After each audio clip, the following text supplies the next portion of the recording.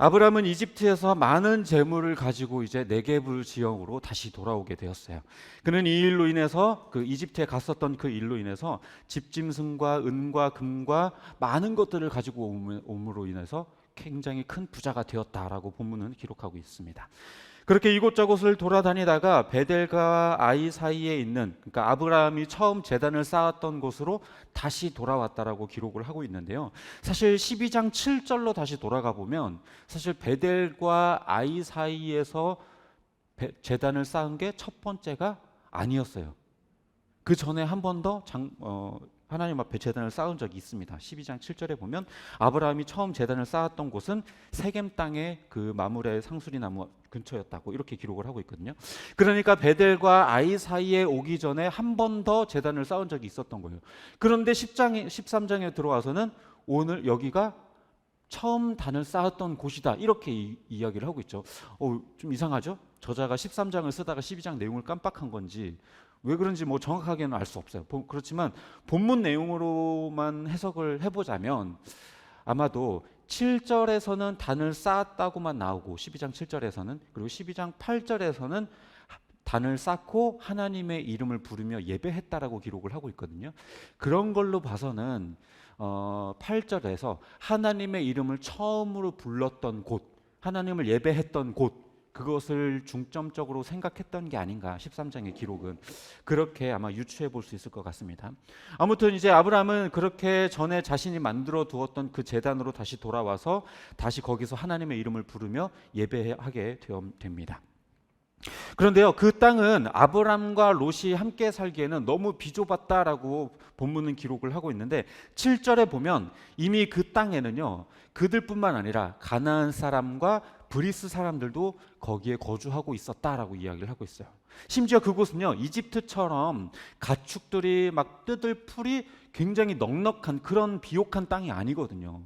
그렇기 때문에 그 목초지를 두고, 풀을 먹이기 위한 그 좋은 목초지를 두고 서로 선점하려고 굉장히 다툼이 여러 번 있었던 것 같아요. 그러니까 아브람과 롯도 너무나 많은 가축들을 데리고 있다 보니까 서로 그 땅을 선점하려고 다툼이 여러 번 일어났었던 적이 있는 것 같습니다. 너무 다툼이 많이 생기다 보니까 이제 아브람은 조카 롯과 헤어질 결심을 하게 돼요. 그래서 아브람은 조카 롯에게 먼저 선택권을 주게 되죠. 너가 동쪽으로 가겠다고 하면 난 서쪽으로 가겠다. 네가 북쪽으로 가겠다면 난 남쪽으로 가겠다. 네가 먼저 한번 택해봐라. 이렇게 이야기를 하죠. 그러자 이 롯은 주위를 둘러보다가 소돔과 고모라 땅을 선택하게 되었다라고 이야기를 합니다. 그 땅은 아직 멸망 전이었기 때문에 롯이 보기에 이집트와 같았고 여호와의 동산 같았다라고 본문을 기록하고 있죠. 오늘 본문에 이 롯의 눈에 이 소돔과 고모라가 굉장히 좋은 땅으로 보였다라는 거예요. 그럼 왜 롯의 눈에 그 땅이 좋아 보였을까요?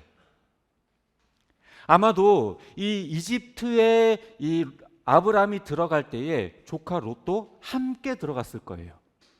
그러면서 원래 이 우르와 하란이라고 하는 시골 촌동네에 살던 이 롯이 처음으로 대도시를 본 거예요.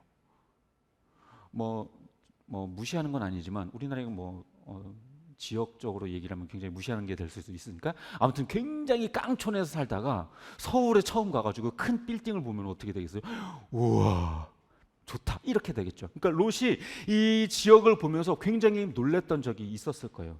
그러다 보니까 이 롯이 이 이집트를 경험하고 돌아왔다 보니까 소돔과 고모라 땅을 보니까 그 땅도 굉장히 비옥한 땅이었던 거예요.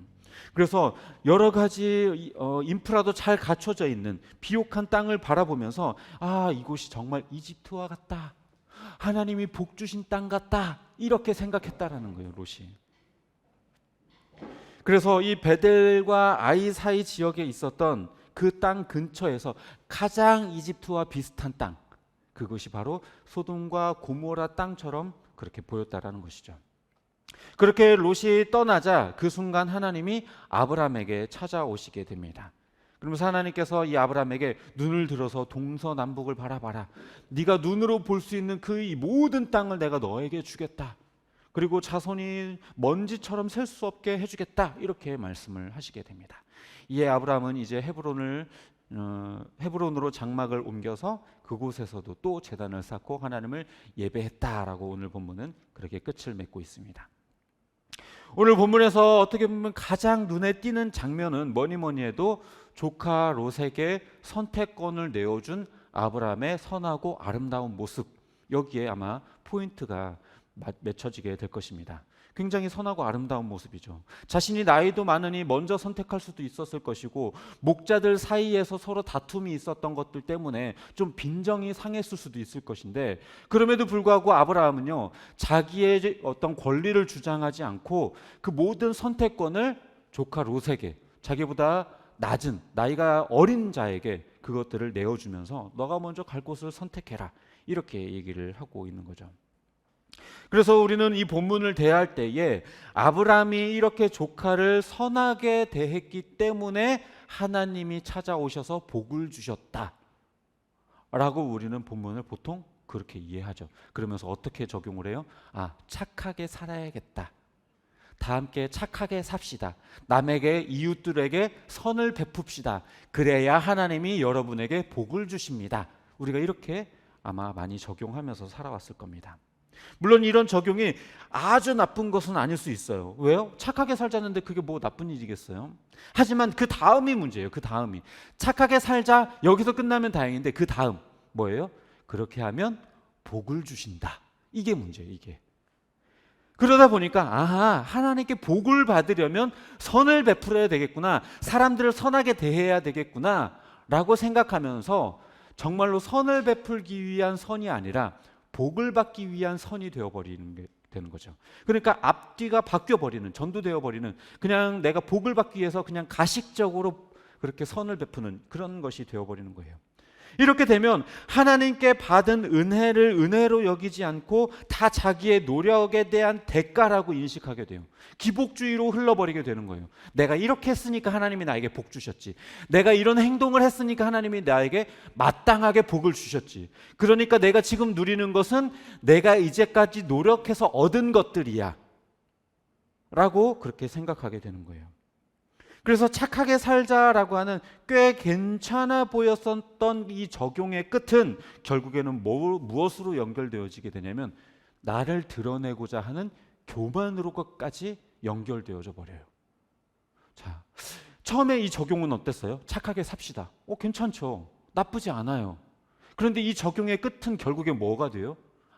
결국에 내가 얻어낸 것이야 라고 하는 교만으로까지 연결되어 버리는 거죠. 그러니까 우리가 이 본문을 이렇게 이해하는 것은 굉장히 잘못된 거예요. 착하게 살면 하나님이 여러분에게 복 주십니다, 이 적용은 굉장히 잘못된 적용이 되는 겁니다. 하나님께서 우리에게 복을 주시는 건요, 은혜로 거저 주시는 것이지 어떤 대가로 주시는 게 아니에요. 우리가 무엇을 했기 때문에, 무엇을 하지 않았기 때문에 그거에 대해서 하나님께서 더하여 주시고 뺏으시고 하는 게 아니에요. 잘라서 주시는 게 아니에요. 따라서 하나님으로부터 복을 얻으려고 어떤 행위를 시도하는 것, 그것은요 상당히 잘못된 겁니다. 그렇다면 우리가 오늘 이 본문을 이해할 때 조카 롯을 떠나보낸 이 아브라함의 모습을 우리는 어떻게 이해해야 할까요? 복받기 위해서 선을 베풀자, 이렇게 적용하지 않으려면 이 아브라함의 이 행동을 우리는 도대체 어떻게 해석해야 바르게 우리의 삶에 적용할 수 있을까요? 오늘 본문을 바르게 해석하기 위한 중요한 지점은 어디에 있냐면요, 그들이 모두 부유하게 되었다라는 부분에 있어요. 이상하죠? 그게 왜 포인트가 될까?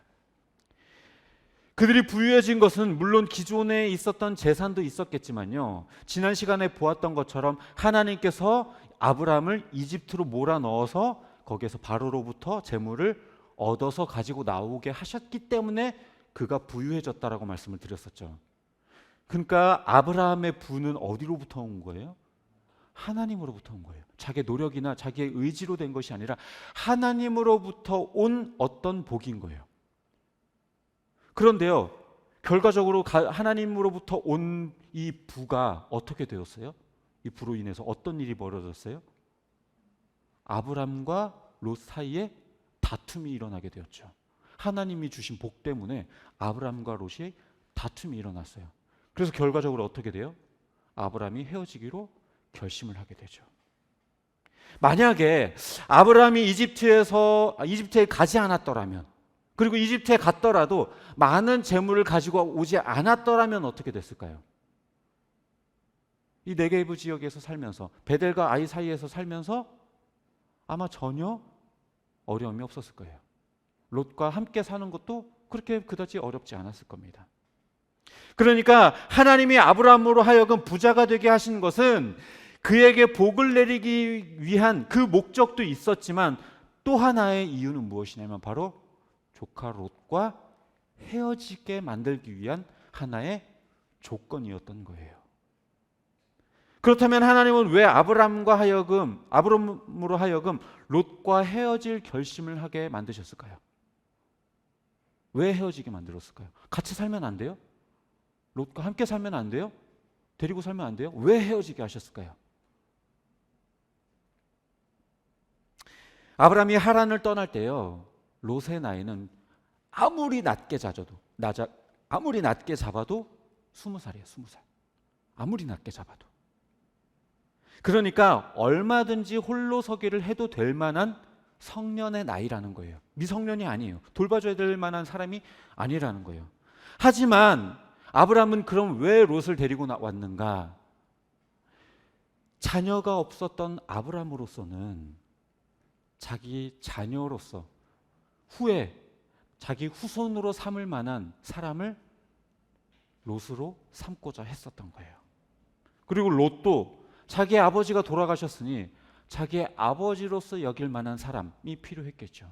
그러니까 서로의 이해관계가 이게 딱 들어맞았던 거예요. 나는 이 사람을 아버지처럼, 나는 이 사람을 아들처럼 여기면서 서로 의지하면서 살아왔던 거예요. 애초부터 아브라함은 자기가 자녀를 낳을 거란 기대를 거의 포기한 상태였을 것이고, 자기 대를 이을 사람으로 롯을 생각하고 데리고 왔을 거예요. 롯아, 이제 하나님이 가나안으로 가라고 한다. 그런데 나는 자녀가 없고 너는 아버지가 없으니 서로 의지하면서 살자꾸나. 함께 가자. 이렇게 해서 데리고 왔을 거예요. 하지만 하나님의 언약은요, 아브람과 사레의 몸에서 태어나는 후손에게 있지 조카 롯에게 있지 않아요. 하나님의 언약은 하나님이 주시고자 했었던, 하나님이 이루고자 하셨던 그 이스라엘이라고 하는 민족은요, 롯에게 이어지는 것이 아니라 아브람과 사레의 몸에서 나오는 후손에게 이어지는 것이었어요. 따라서 롯이 아브람 곁에 있게 되면 아브람은 롯을 의지하게 될 것이고, 그 유산도 롯에게 다 물려주게 되었을 것이고, 그 대는 롯에게 연결되고 말았을 겁니다. 그러니까 아브라함이 의지했었던 롯과 헤어질 상황을 이 부유함을 통해서 주심으로 인해서 인간적인 조건을 의지하지 않고 오직 하나님만 바라보게 하셨던 거예요. 그러니까 다시 말해서 이집트에서 가지고 나온 이 부를 통해서 아브람과 롯이 다툼이 일어나게 되어서 헤어지게 만든 이유는 아브람으로 하여금 롯을 더 이상 의지하지 못하게 하기 위해서, 의지했던 롯을 떠나보내게 하기 위해서 그렇게 하셨던 겁니다. 말씀을 정리하겠습니다. 우리에게도 우리가 의지하는 어떤 것들이 존재할 거예요. 그것이 더러는 아브람처럼 가족이나 친구나 동료, 혹은 내가 소중히 여기는 어떤 누군가일 수 있을 거예요. 다른 건 몰라도 가족만큼은 빼앗기기 싫고 내 삶의 전부라고 말할 만큼 귀한 존재가 될 수도 있을 겁니다. 또 더러는 우리가 의지하는 것이 돈일 수도 있어요. 돈 한 푼에 전전긍긍하고 일희일비하고, 좀 많이 벌 때는 막 기분이 막 괜찮아졌다가 막 통장의 잔고가 줄어들면 굉장히 마음이 불안하고, 그 밖에도 내 취미생활이나 직업, 건강이 내 삶을 지탱하는 무엇이 될 수도 있을 것이고요. 옷이나 신발, 외모, 이런 것이 될 수도 있을 것이고요. 내 자존심이나 지식, 명예, 이런 것들이 내가 의지하는 것들일 수 있을 거예요. 당장에 우리가 의지하던 것, 우리 손에 움켜쥐던 것, 이것들을 내려놓으면 우리 어떻게 돼요? 우리는 뭔가 죽을 것 같은 마음이 들죠. 돈, 우리 삶에서 돈이 빠진다? 가족, 우리 삶에서 가족이 사라진다? 관계, 내 삶에서 관계가 다 끊긴다? 내 삶에서 내 명예와 지식과 내 경험들이 다 사라진다? 그럼 어떨까요? 굉장히 불안하고 어떻게 앞길을 살아갈까 굉장히 뭔가 불안한 마음이 들 겁니다. 그렇지만요, 아브람도 롯을 사랑했고 아들처럼 여겼지만 롯과 헤어지는 과정이 그렇게 슬프지는 않았어요. 왜냐하면 하나님께서 아브라함에게 더 큰 은혜를 부어주심으로 넉넉한 마음으로 롯과 헤어질 결심을 하도록 인도하셨기 때문에 그래요. 하나님은요, 무력으로 진압하여서 우리 손에 쥐고 있는 걸 억지로 빼앗는 그런 분이 아니에요. 마치 해와 바람의 대결처럼 거기에 있는 그 해처럼 스스로 내려놓을 수 있도록 그렇게 편안하게 인도하시는 분입니다. 때가 되면 우리의 욕망으로부터 내가 의지했던 것들을 내려놓게 하실 하나님입니다. 자연스럽게 헤어지게 할 거예요. 그러나 그 이별은요, 결코 아픈 이별이 아니라 오히려 복된 이별이 될 거예요. 우리가 구원받았던 시절을 한번 떠올려 보십시오. 주님이 우리에게 주셨던 그 구원의 감격으로 인하여서 세속적이고 물질적이고 그 쾌락적이던 그 어떤 기쁨으로부터 오히려 그것보다 훨씬 더 큰 하나님의 은혜를 우리가 경험하지 않았습니까? 결과적으로 하나님이 주신 은혜 때문에 세속적인 그 욕망들을 걷어낼 수 있었던 그 경험들이 우리에게 다 있습니다. 우리가 앞으로 떠나보낼 세속적인 욕망들도 마찬가지입니다. 지금은 그것들이 내 삶의 전부인 것처럼 느껴지고 그것들을 내려놓는 그 순간 우리들의 인생이 끝나는 것처럼 느껴지겠지만 결코 그렇지가 않습니다. 도리어 하나님께서는 그때 우리에게 그것보다 더 큰 평안과 기쁨을 주시기 때문에 우리는 그것들을 더 무덤덤하게 헤어질 수 있게 될 것입니다. 세상 사람들은 가족과의 이별을 통해서 가족들이 죽게 되었을 때 큰 슬픔에 젖고 그것으로 큰 트라우마를 입기도 합니다. 하지만 믿는 우리는 가족을 떠나보낸 이후에도 우리가 또 다른 소망을 품고 희망을 품을 수 있는 것은 그 이별의 슬픔을 넘어서는 그 부활의 소망이 우리에게 있기 때문에 그렇습니다. 하나님이 주시는 그 은혜, 하나님이 주시는 그 평안과 기쁨이 있기 때문에 우리는 그 이별을, 가족과의 이별의 그 슬픔을 우리는 쉽게 걷어낼 수 있게 되는 것이지요. 우리가 세속적인 욕망들을 벗어버릴 때 우리는 분명히 언젠가는 다 벗어버려야 되겠지만 우리는 언젠가 이 세속적인 욕망들에서부터 이별해야 할 것입니다. 떠나보내야 할 것이고 내려놓아야 할 것입니다. 그러나 그 순간에 하나님이 우리에게 더 큰 평안과 더 큰 은혜를 주실 것을 우리는 기대해야만 할 것입니다.